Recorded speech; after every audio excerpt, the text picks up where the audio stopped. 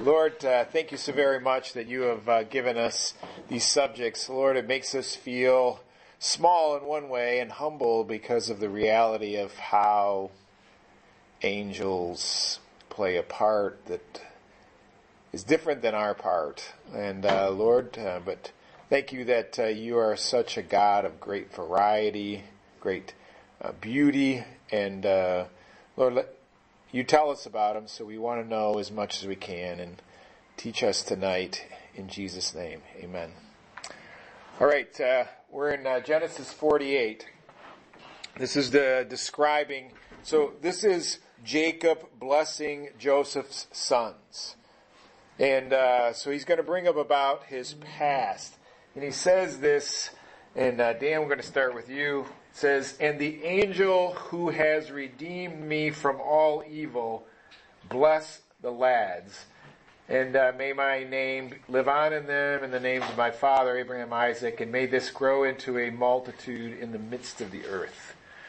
Just narrowing on the angel thing. It's confirming back what happened to him, to show the promise he had to tell them what's happening.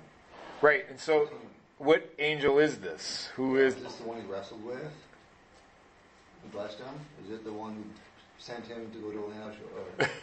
It appears to be that that's what he's talking about. Why? So it's the angel of the Lord, and the thing is that, so he uses, just for your information, this is where he uses this word right here. Okay? Gaal. Okay? This Gaal word is like if I was to, what? Is it kinsman redeemer, like a roof? Yeah. Yeah, this is the kinsman redeemer word. This is a very strange, not strange, but has a whole concept attached to it. So first off, he calls them his angels. So this is the, we'll kind of back up. Let's just Genesis 31:11. It says this, "Then the angel of God said to me in a dream." Okay? So here it's referred to as, say, the messenger of God. If we back up further, we go to 13, it says, "I am the God of Bethel." We talked about that last week. And then you go back further in Genesis 28:20. And Jacob made a vow saying, "If the Lord will be with me and keep me on this journey that I take and give me food." So he's making this vow, right? He's making this connection with the angel. Verse 15. It also says, "Behold, I am with you and will keep you wherever you go and bring you back to this land, for I will not leave you until I have done what I have promised." But if we connect that all to verse 16, what do we see is that he calls this promise-keeping, guarding person an angel. And this seems very much the angel of the Lord, which is Christ. Christ in the Old Testament. I want you to look at this. What's that? And he is the kinsman redeemer. So let's do a little quick thing about what this word, the word is used here, Jay. It says that in your loving kindness you have led the people whom you have redeemed. In your strength you have guided them to your holy habitation. It's talking about God, right? Yeah, in your loving kindness, yeah. And it's, you have led the people whom you have redeemed. So who's redeemed? Who the people. And who has redeemed them? God. Right. So, remember, he refers to the angel, right? We just saw that. He refers to the angel as what? The one who has redeemed me. Yeah. He is paralleling what? That he is just like God. Redeemed. Right. And so the thing is that redemption here is just not, he's not talking about just rescued him out of trouble, period. This is the same word that God will use for the word redeemed and rescued and saved them. Oh. Like this, a salvation kind of redeeming. Oh, okay. Another one in this is the other one in Exodus. Dave, it says here, say therefore to the sons of Israel, I am the Lord, and I will bring you out from under the burdens of the Egyptians. I will deliver you from your bondage. I will also redeem you with an outstretched arm and great judgment. How does that redemption redeemed there? Well, if it's the same kinsman redeemer, it's Christ carrying out Right, and the what past promise. Right, so this is Through, yeah. he's carrying it through all the way till. So this word redeemer has a saving, rescuing, purchasing. Yes. But the interesting thing about this, so these give it that kind of purchased out of slavery type of a thing. We're about to switch and realize that it's like a personal relative. That's like a personal relative who's doing the redeeming. Yeah, because it's the same. So Same kinsman redeemer. same word, yeah. Identically the same word. It just comes across translated differently. So those redeemed are personally tied to the redeemer. Exactly. Okay. And I think that's what's carrying in this, because you have it here in Leviticus in 25. And you wouldn't normally see this word very easily, because it's Leviticus 25:28. Amy, it says, then you shall have redemption right after he has been sold. One of his brothers may redeem him. Is that enough info, or can you... What exactly are you asking just about that family connection? Yeah, how does the word redeem it being used here? We see the family connection, right? You have to, one of his brothers, you have to, whoever, which, it's like a specific story, I don't recall. Oh, it's just saying someone, okay, it's just the laws. Okay, Yeah. It has to be someone of family. Anytime I think of kinsman redeemer, I always think of Boaz. Right, but it's a certain order of family, a close... Close relative. Right. Well, the brother is, you're not really getting much closer, Right, but you have, once it gets past brother, then you have other people that are relatives. So what happens is there's kind of this, and this is where it's combining, that it's a brotherly it's a person who is family connected like a brother in the redemption. Let's go to Deuteronomy 19:6. Hope. It says, otherwise the avenger of blood may pursue the manslayer in the heat of his anger and overtake him, because the way is long, and take his life, though he is not deserving of death, since he has not hated him previously. Does that... I mean, this has got a lot of stuff to it, but do you see the word in there? The Redeemer? The Avenger of Blood. Yeah, the Avenger of Blood, Yeah, so it takes on a different... See, if I just put it over top of it, see it highlights, it's still the same word. It's not three words, it's one word. Okay? It's just describing who he is. So they couldn't kill somebody just like, so say for instance, in Israel, Jay gets killed. Dan couldn't just run after, or say for instance like Dave, okay? So what happens is, and say I'm the near relative, I am the avenger of blood, say for instance in that. Dan can't just run after the person who killed him and just kill him. Oh, I just killed him. Oh, because he killed, he's not a legal representative. If I did that, someone from his family could come back and kill me. Right, well... Killing that would be a little bit... Everybody get waxed. But what happens is it's talking about legal precedence is what it means. Who has the right to do that? To pursue this case? Remember, they didn't have lawyers. They didn't have sheriffs. They didn't have any... Okay? It's kind of like... So this is what the Avenger of Blood... So, Hope, what was he supposed to do? What could he do? Well, not anybody, right? Might pursue the manslaughter in the heat of anger, okay? So somebody accidentally killed, okay, the Avenger of Blood, the near relative, the Redeemer, okay?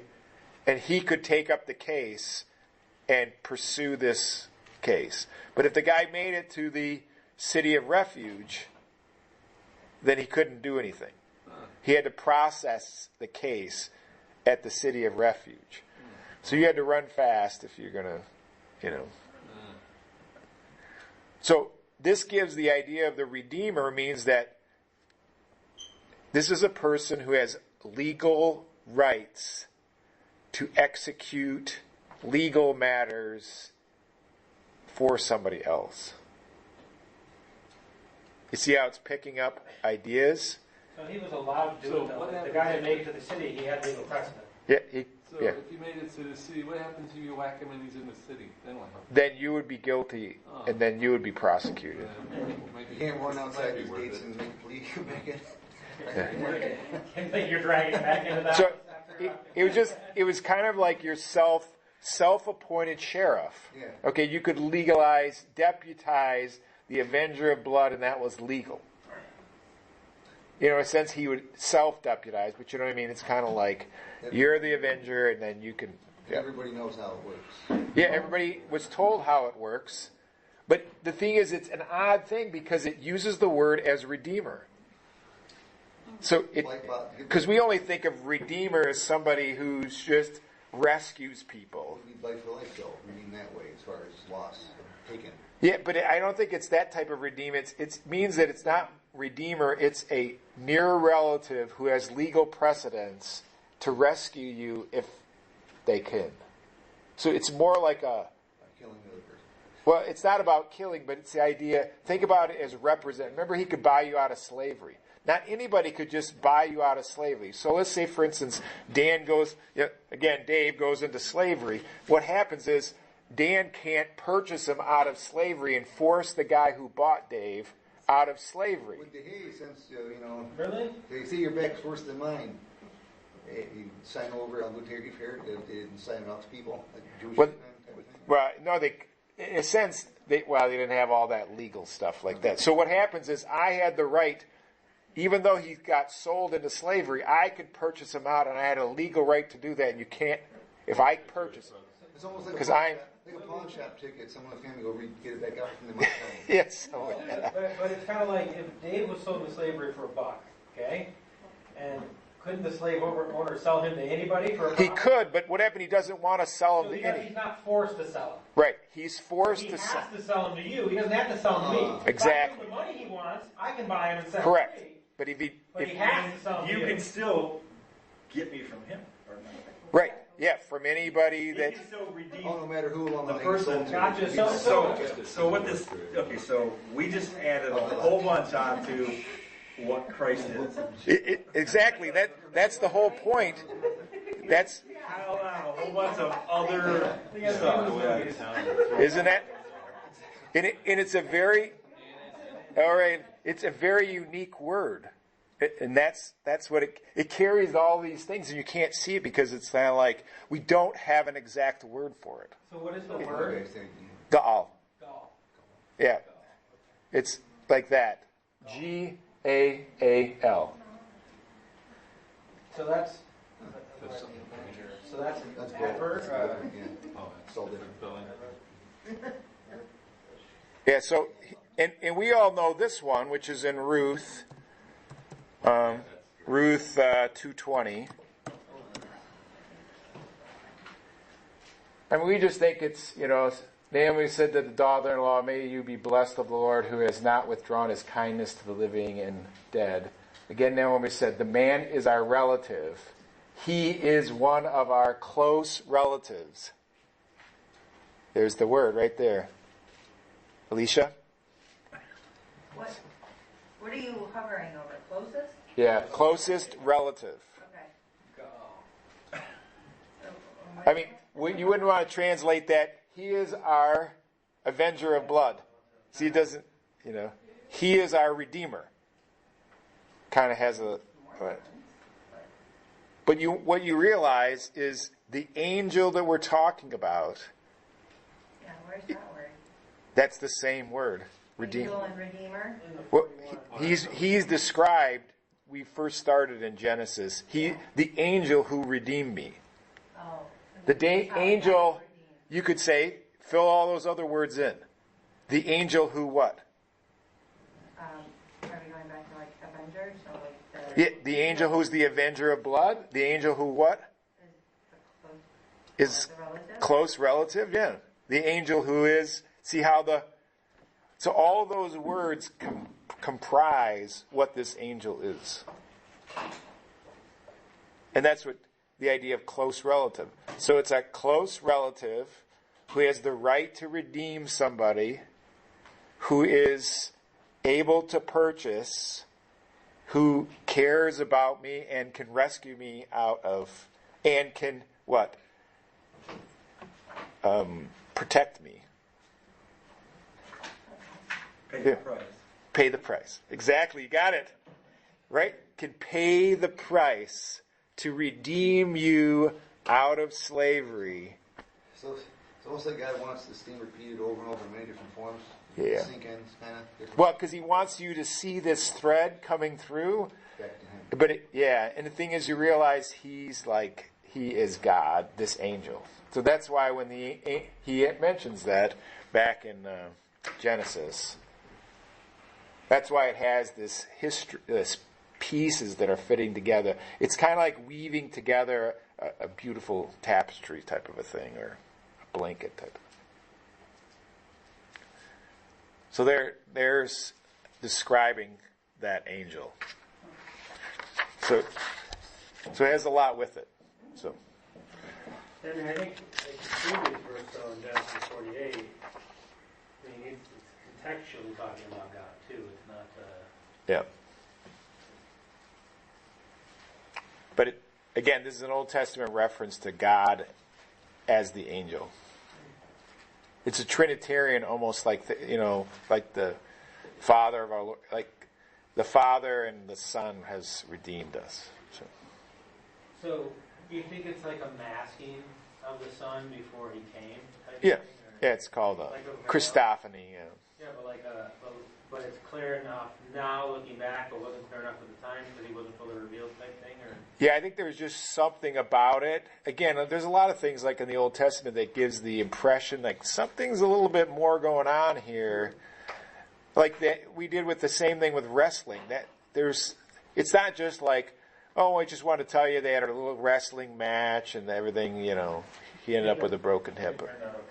Yeah, it's not just talking about wrestling, it's talking about God giving promise, but it's just like, how is this that he's wrestling with God? And it's called an angel, it's called the God of Bethel. So it gives us that kind of appearance of a Trinitarian type of Old Testament view of God. I mean, they seem to understand the Father-Son relationship to an extent, like the Psalmist did, and Psalms do. But it's just not as clear as in the New Testament, but it's just a little more veiled, that's all. Yeah. All right, let's go to Revelation 1:1.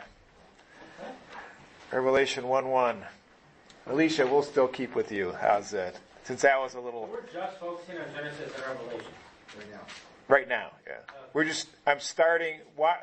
You're asking why I did Revelation, Genesis, and then went to Revelation, right? No, I'm just asking if that's what we're doing.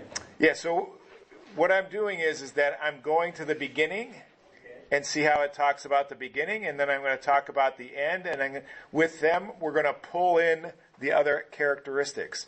And then we're going to look at the books that have the most displays of angels and pull all the other ones under them. So instead of just plunking through the next group of books, the reason why is because I think there's a lot more revealed about angels at the end. Sure. And so that's why we're jumping to the end. And then we'll take everything in between like a sandwich. I'm good with This that. is the bread at both ends. I'm going to get the crust. Okay.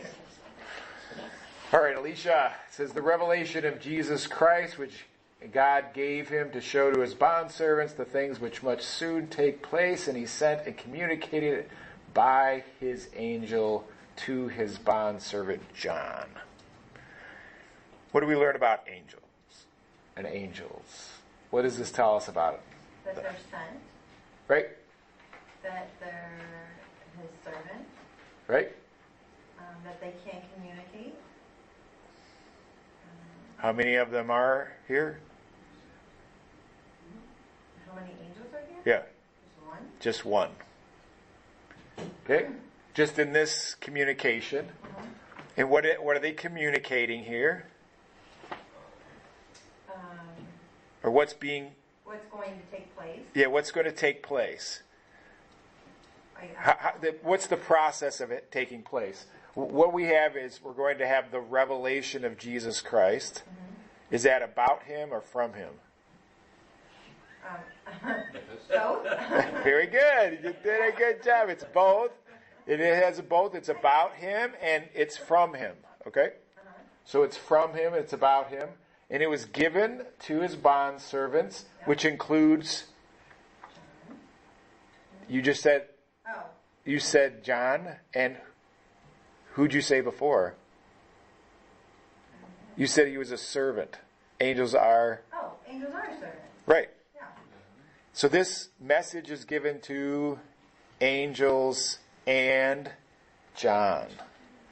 And the idea is to communicate it to the bondservants, which are people, and possibly other angels. Holy angels, unfallen angels. The angel brought down to John, so John would know to show the angels? Or John would know to show like the disciples. Yeah. And the thing is that possibly this... let's talk about angels here. Do the angels, before this angel knows, do all the other angels know exactly what's going on? No. We would assume not. So the angels can be informed about from the other angel. Of course, who's the main communicator? Right. And who is he communicating through? God. What? No, he's communicating through the angel. So the angel is the one communicating. Right. Anything odd about that between Jesus, then to the angels, then to John? Anything odd about that? No, I think that's the pattern. Yeah. Okay, did Jesus know John on earth? Yeah. Did he use an angel to communicate when he was on earth? No. So, this seems odd to me in this sense, okay? If Jesus just wanted to communicate just to John, he wouldn't have to need an angel. So it seems like the angels purposely, God designed the angel to know about it and communicate it to John. So that the angels, or angel, was to be informed about it. Well, yeah, because like we said, like if Jesus is talking to the angel, and the angel is talking to John, and then John goes his way and tells people, and then the angel goes his way and tells angels, then everybody's in the loop. Yeah, and it's interesting that they're included in it. The thing is, like on earth, he just communicated to John, we're doing this, tell this. He didn't use angels. So the angels are included purposely. That's all I'm getting at. There's some reason, for whatever, that... Because, Jesus could reveal this to John if it was only to get it to the churches, get it down there. He doesn't have to use the angels. Because I think the angels are purposely included for some reason. So, yeah, Dave. Doesn't later in Revelation that Christ is interacting in angels' commentary to John what's happening. Yeah. So the angels... It wouldn't be a direct... That's where Christ would... Because he's participating in something else.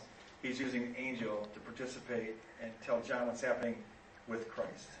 Yeah, but the thing is that... Interacting with God and So, all who can open the scroll, the whole thing. Yeah. He's saying this, and then you see Christ interacting.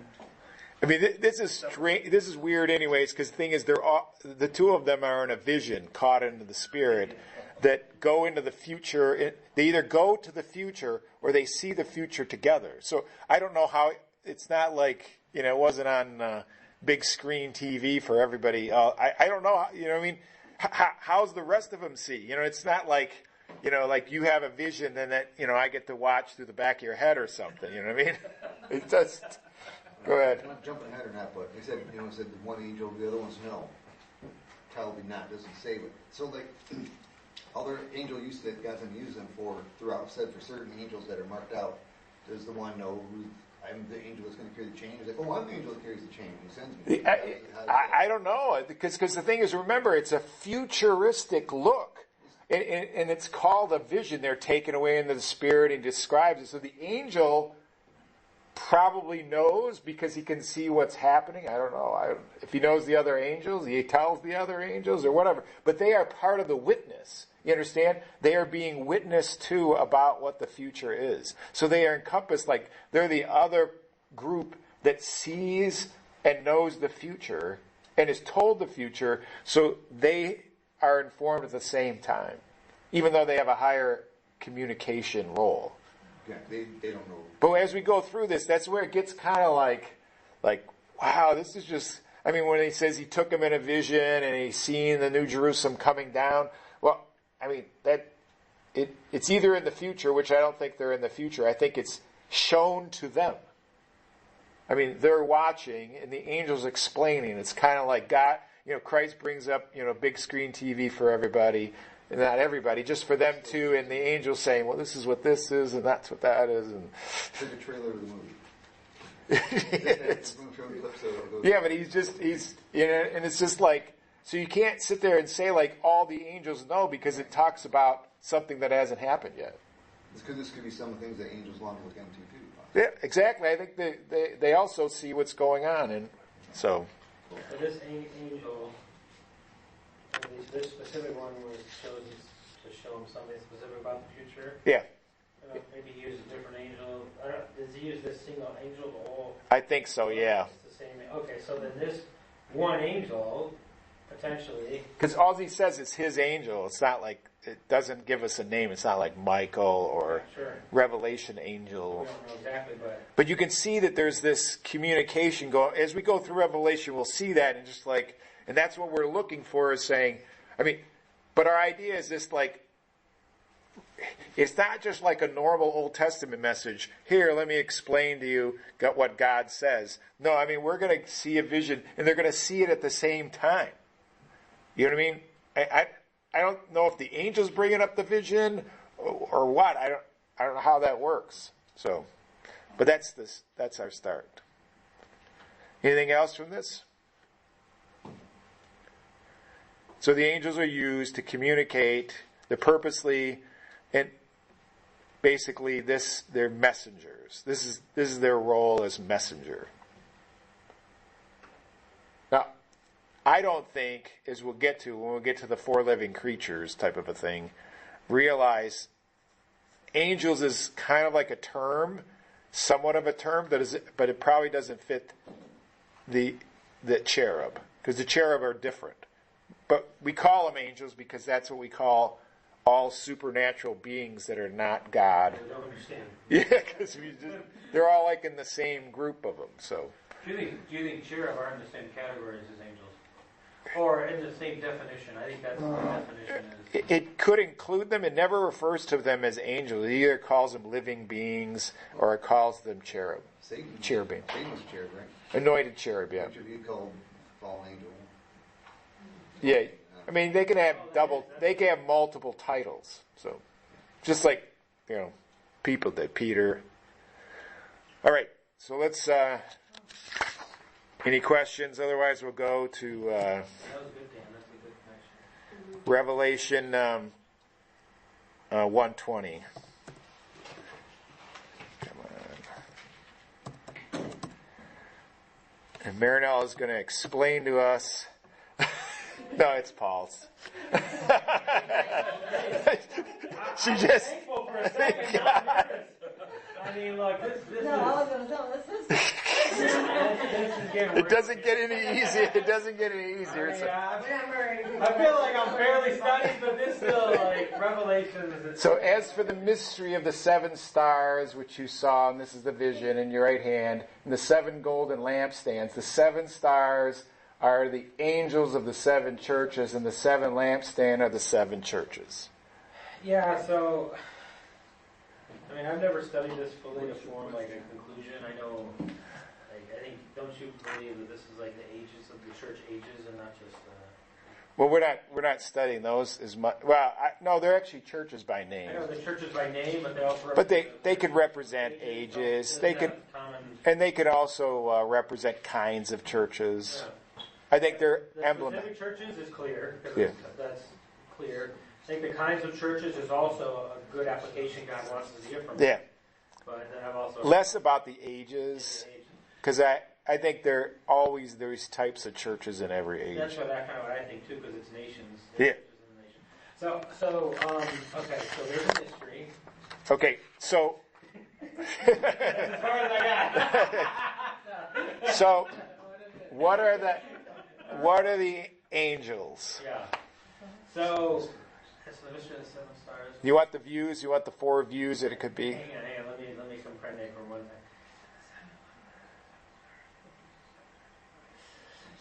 Yeah. So, I think of something like the Daniel passage where there's a specific. I think there's basically like a specific guardian angel for every church or something. Like God assigns them. So what you're interpreting too far. The thing is that are the angels angels? Are they? This is the 4 views.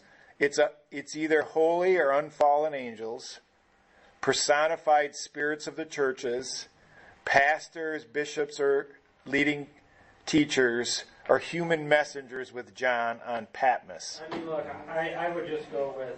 No, you're the last one. I don't see any reason to think that they're not angels. Okay, so this is the difficulty with the angels. Okay, what are they doing? Okay. So the second thing is that this is an argument. It uses when it refers to the churches. It uses the second person singular when it addresses the churches. So he says to the church, the angel of the church in Ephesus write. So all the churches that have sin issues, some would say it seems to include them in the sin issues. That's why it can't be angelic, unfallen angels. What? So they could be like their pastors. That's their argument. No, I think it's just like back to sin, verse. then they can't be an angel. Or their observation is wrong. So Okay. Go ahead. So like we talked about in 1:1, okay? God is communicating through the angels. So if we look at in Revelations 2:1 and 2, or 1 even, that to the angel of the church in Ephesus, the one who holds the 7 stars, is basically he's communicating. In verse 2, he's communicating, I know this, I know that. It seems like he's communicating through the angels. It could just fit with that. I don't see any... So let's think about this. Does that fit? Okay, because this is what it says. To the angel of the church in Ephesus write. Does that mean that the angel is communicating the writing, or John is writing it to the angel? The angel is communicating to John, that communicates to the angel, that communicates to the churches. That's what I think.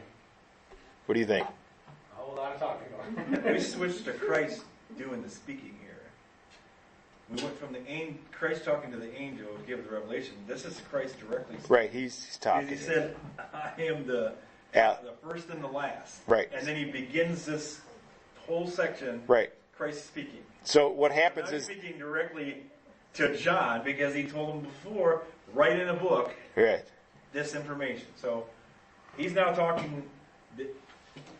The angel has been removed from the communication, at least for right now. So It's now, and that's now let me go to back to the thing. Okay, how is the angel of the church? Yeah. Really, that's the question we're trying to. Yeah, the thing is that the difficulty is that if you understand that it's angels, because the word angel seems obvious to be angels, right? Yes. I mean, that's the simplest, and that's the way it's used in the bat. They can't figure out exactly what they're doing, so they don't like that interpretation.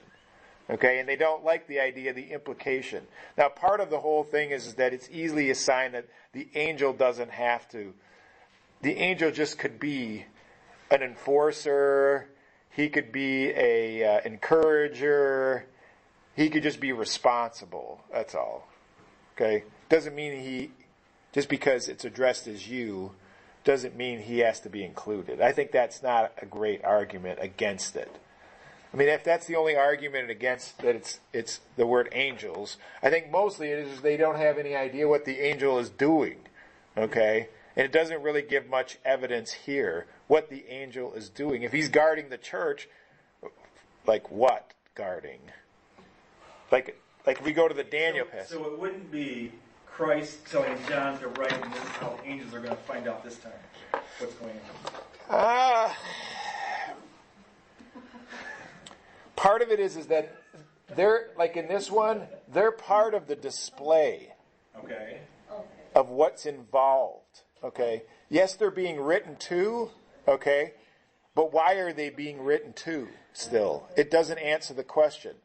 I mean, what's the angel doing there? It's kind of like you saw this vision about what's going on, and this is the churches, and these are the angels. But it says, Jesus says, I walk among the lampstands. Well, Jesus is the one walking among the churches. So as soon as the angel says, I write to the angel of the church, it seems like the angel, it doesn't address the angel anymore. It doesn't seem to address the angel.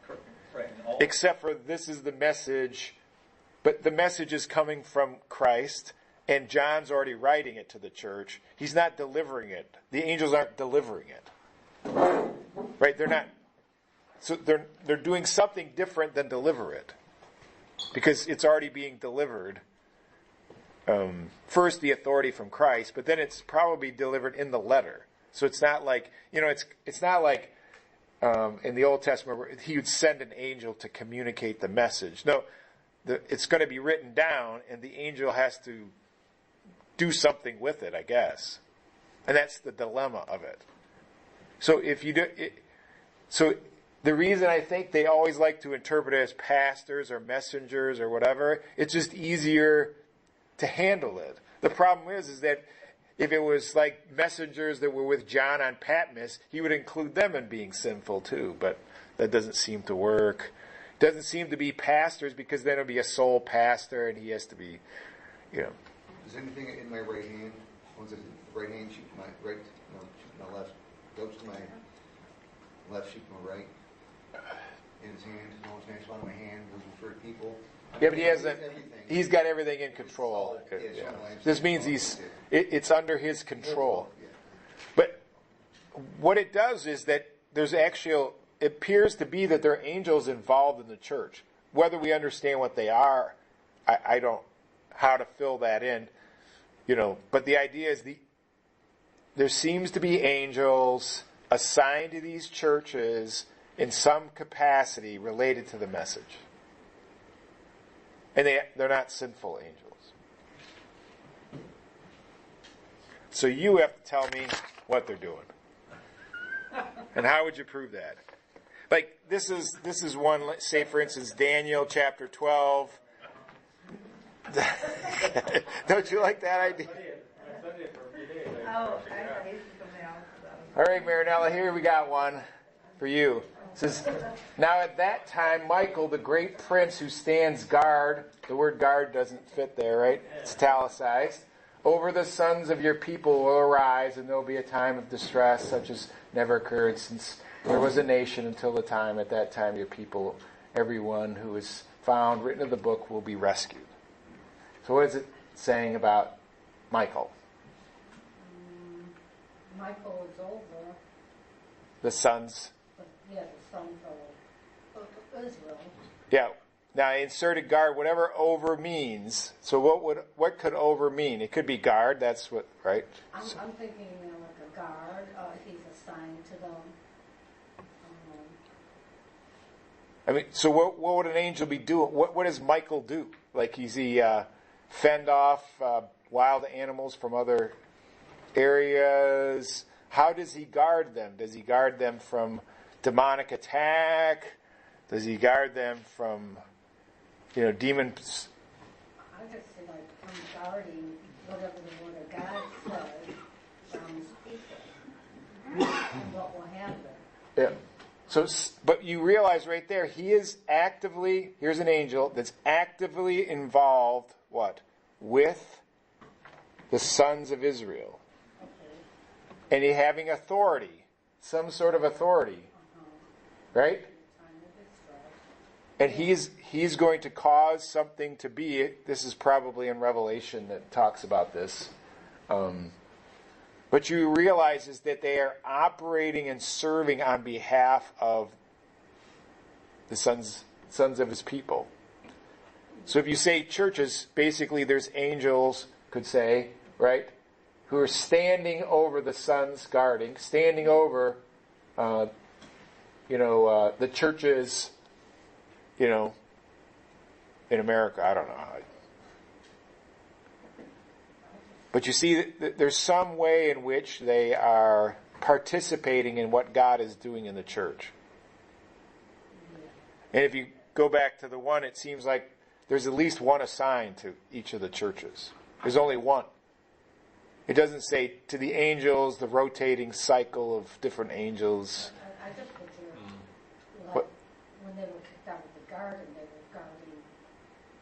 That was the cherub, yeah. I mean, there's like some stand that they're, actively involved. What? So let's say, for instance, it's guard. Would it be guarding from kooky people coming from outside? I mean, it could, right?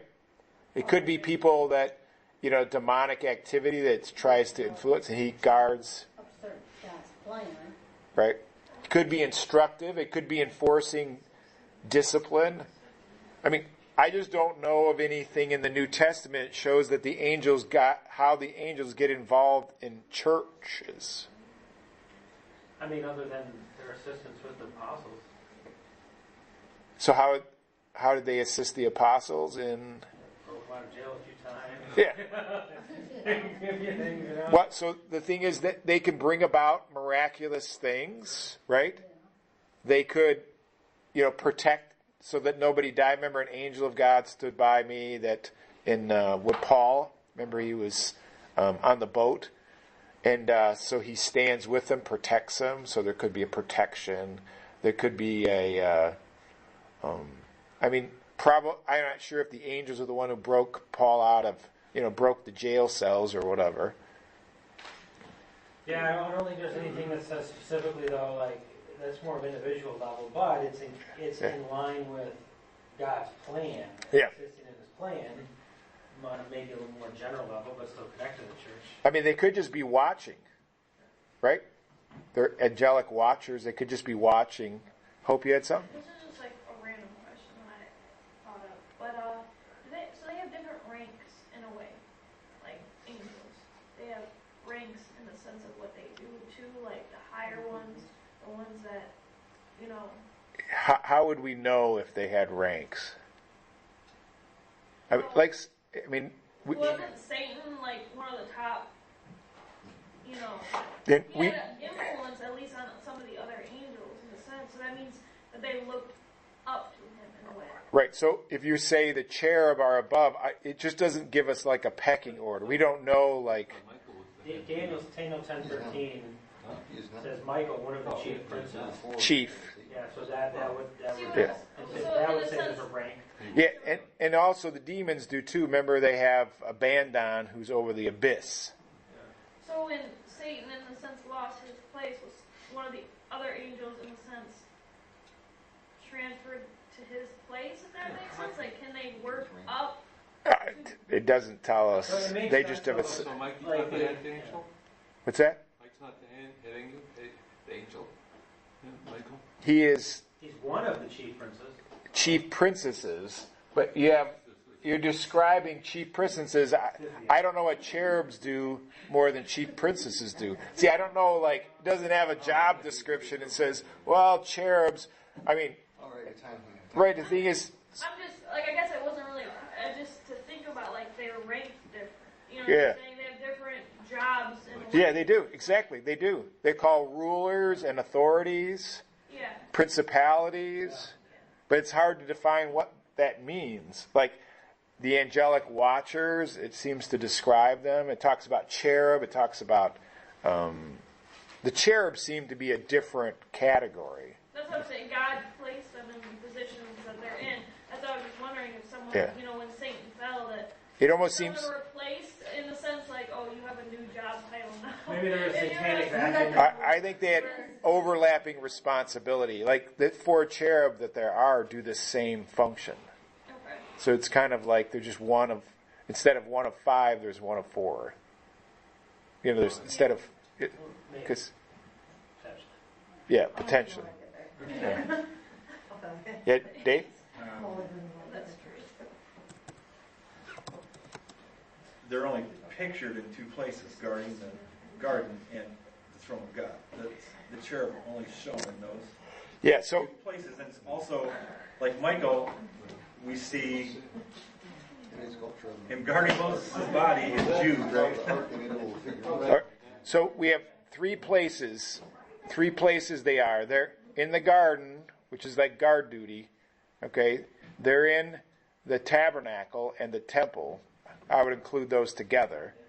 And then they're leaving the tabernacle with the Spirit and Ezekiel. They're departing. That's the cherub leaving? The cherub are going with the The Spirit. Spirit of God, okay. They're traveling together as they depart. And then it's the throne room. So those are the part that's harder to take is like why they're on guard duty in the tree of life. I mean, why do they fit So together? they're at Solomon's temple, tabernacle. They're at the tent of meeting when Moses. So they're with God when God. I'm in the temple. We don't go anywhere. Well, remember they're over the mercy seat. They're on the ark. They're on the Ark of the Covenant. But the only time we see them moving is in Ezekiel. They're moving out. Okay. I mean, Well, so those are gold. Like, what? is it real angels or the gold figurines on top? But, yeah, they're figures. But the thing is, they represent the reality. So it helps us to realize. Right. Yeah. All right, let's go back to. So we did the. Let's go to chapter 4. Then we'll really blow our minds here. I Yeah. thought we were already there. But this is just so cool to realize that there are these. I mean, these are like way beyond what we could even imagine. And the thing is, just think about this. Only redeemed people are going to eventually meet them. The only ones the unredeemed are going to meet are the ones is Satan. He's the only unredeemed. He is the fallen cherub. But these cherub have, in a different category than anything, they don't appear like men except their faces and stuff. But it's incredible to realize that they're examples to us, they're encouragements to us, and they're part of the holy people like us. They're part of the group that worship God and see Him as valuable. And so that's what's cool about it. Do you think we're going to be like peers with them in heaven? We could be like I think there's going to be plenty of interaction. You know, the whole thing is that ranking doesn't, I don't think, makes as much of a difference. It's just difference in function. I mean, if you don't have pride and arrogance, it's not that big of, because pride, and that's what concerns too much about ranking. But they have a function that they carry on. So let's look at Dan, back to you. It says, and before the throne there was something like a sea of glass, like crystal in the center and all around, 4 living creatures full of eyes in front and behind. Okay. So this is in the throne room here. We have sea glass as like description of having like the gold transparent. It's like something, not necessarily water, but it's, So this is the throne, right? yep, something that's It's a beautiful picture. very nice. And in the center around the throne, they're depicted around God, the 4 living creatures full of eyes in front and behind. Yeah, so they're described as this word, which is zoon, which is living. This comes from the word alive. Okay? Creatures, that's just an added thing. They're just living ones. Gotcha. What would that explain as living With ones? the description of them being, the eyes everywhere and all that stuff, that's a little different than normal. You'd think Right. angels. Even if here it didn't say, there's an angel with a giant eyeball. Yeah, I mean, they could never impersonate a man when they came to Earth, right? They could, you're just like, they weren't going to visit Sodom and get away with, oh, you're just a male, right? Doesn't work. They stand out, right? So they are living, okay, as opposed to like inanimate objects.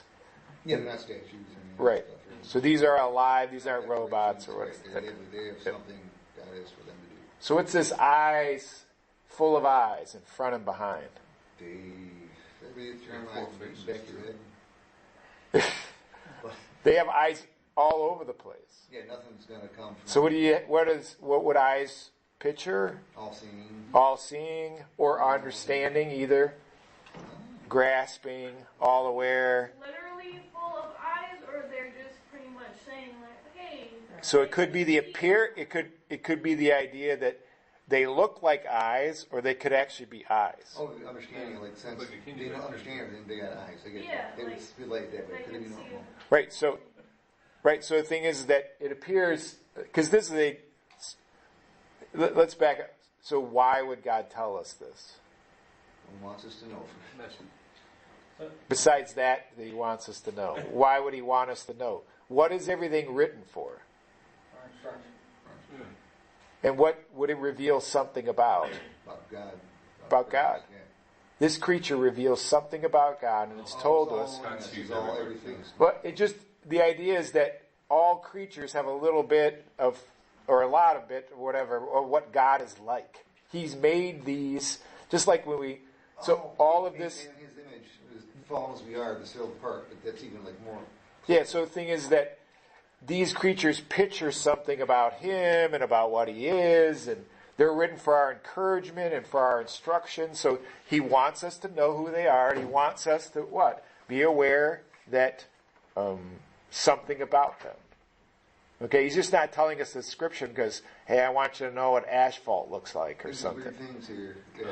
You know? Don't freak out when you see them. You know, he just doesn't want to tell you what he's telling us so that we would imagine what they look like. So we would understand something about God in that picture. Unfoolable. You're not going to pull nothing out. Everything's laid bare before him. Nothing. It's just him. And the thing is, we're going to have a relationship to some degree with these beings. Okay. Yeah. so I have This a kind of like question. takes me used to. So if they're in the center around the throne, and let's say they don't have eyes in the front and in the back of their head like a mother does, but then they're just guarding, so they're aware, like we were talking about, that they have to have like the understanding that they're full of eyes, so they're on like alert if they're around the throne. Okay. Well, they could be alert. Let's go through what it could be. The idea is that they could be alert, they could be guarding, they could be just absorbing. Like aware of their surroundings. Yeah, it just because part of it is that Coming into the throne. you know how sometimes we don't see things. Uh-huh. They see them as they are, and because they then worship God, who He is. Right. They don't miss anything about what God's doing. I don't think God's worrying about Satan breaking in to the I'm just throne. thinking like they're aware of like the understanding of like what's going on around them. Yeah, so The guard, the throne. the thing is, well, I don't think they're necessarily guarding. I mean, they guard the tree there, okay, and they're protecting against unholy things. But there's nothing in heaven that's unnecessarily unholy. Right. Okay, I don't think God needs like bodyguards or something. Right. You know, so they seem to be more than a different Or function. protecting the grounds or whatever. I mean, he does though take that approach sometimes. So like with the angels and the armies and like Yeah. what does God need a host for? But he's still the Lord of the hosts. Right. What does he need angel armies for? So- If they're in ranks with weapons, it appears, on horses. Right. He doesn't need none of that. He can snap his fingers. So their presence is to show something about this area. Okay. Because part of it is that they're going to say something. That's what we're going to connect to. So that they are close to God, see exactly what God's doing, and they respond to what possible these angels may know more about God than the other angels do, and then that type of. I think more quickly know exactly, because if they're in the throne room, right, they don't get secondhand. I mean, I don't know how communication system works in heaven, so yeah. I think as humans, we're often very, it's all about us. The whole story's about us. Everything is about us. This is all about us. We're the only people here. And I think God's kind of saying, hey, I have other things going on too. There's other living things that I am, like the angels. I mean, like, we just are like, well, he does whatever he needs to take care of us. We're not going to, this is great. You know, so I think he's kind of even just like, hey, there's this whole other, there's other plans in thing, and I've got it all under control. I don't even just take care of you guys on earth or years on earth. I take care of these other people, living things that are, you know, like, just, he's not just doing like a basic, I made man, I take care of them, I do some stuff, I send a few angels down there, it's like, there's way more going on than we can imagine. And he's giving us these little pictures of what else is going on. I just think, you know, They're humbling, aren't they? Yeah, like, you're just kind of like, we're not the only ones out there that are learning, we're not the only, you know, like, there are people who are looking for, there are people out there on different planets. Like, God's just saying, there are other things out there, and, like, it's not just you. I think it is. One of the things I think about all this picturing of angels, is it really makes us realize we're not the center of attention. It's really humbling to realize there's a whole other going on that we're not privy to as of yet. And we should want to be there. Dave? If we're going to throw stuff out there. Throw stuff out. Eyes in front and behind, they don't want to miss what God's doing behind them or in front of them. As things come into the throne room, they get to see that, and they also get to see what God's doing as well behind them. It just seems... Or it's an attribute of God, just shows God is everywhere. Well, it's kind of like you could see everything. Like, more eyes mean more ability to see the wonder of who God is. It's kind of like, if we think, 4K or something this is like 500K, type of a thing. I mean, every detail about whatever God is about. I think that's what it pictures. Amy? Paul kind of mentioned it a little bit, but the fact that Jesus allows us to participate in getting to know him. Yeah. But he also has all these other people. Like Paul said, he doesn't need angels. He doesn't need us. He doesn't need any of them or us to do anything. And yet he allows them to participate. He allows us to participate. And we get to see even more learning, not just about how humans, you participate, I participate. It's just so much. I think we're just going to be blown away. Yes. When we get to heaven, when we see all of this, and I think, someone would be, you hear the old, it's going to be boring sitting up there. How can we keep learning about God for all eternity? I think there's a lot that our little pea brain has no idea what's going on. Like, I just think there's going to be so many things to explore. It's just, we can't even barely understand the little bits that he's given us about angels. Yeah. And he's going to show all of that and how all this interaction, it's like, they're learning just like we are. I don't know. I think it's going to be. It's going to be mind blowing. It's going to be real cool to try to fit and realize we're going to have to fit it together probably for years and years and just continue to I didn't see that. Learning stuff. So that's what I think is part of it. He's telling us, seeing this is how big it really is, and how awesome God really is. And this creature is an illustration. Yeah. I also think, I take it literally because I think there's a contrast in the verse. I mean, for the throne was like a sea of glass, like crystal. So it's comparing the sea.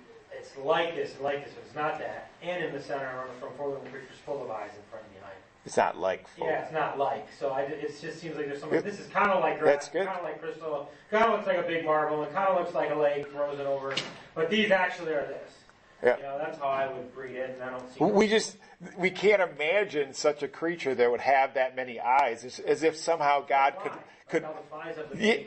yeah, but you know what I mean. It's only because our imagination can't grasp it, and that's what happens. Is it pushes beyond our thinking parallel. So, all right, we'll have to stop there.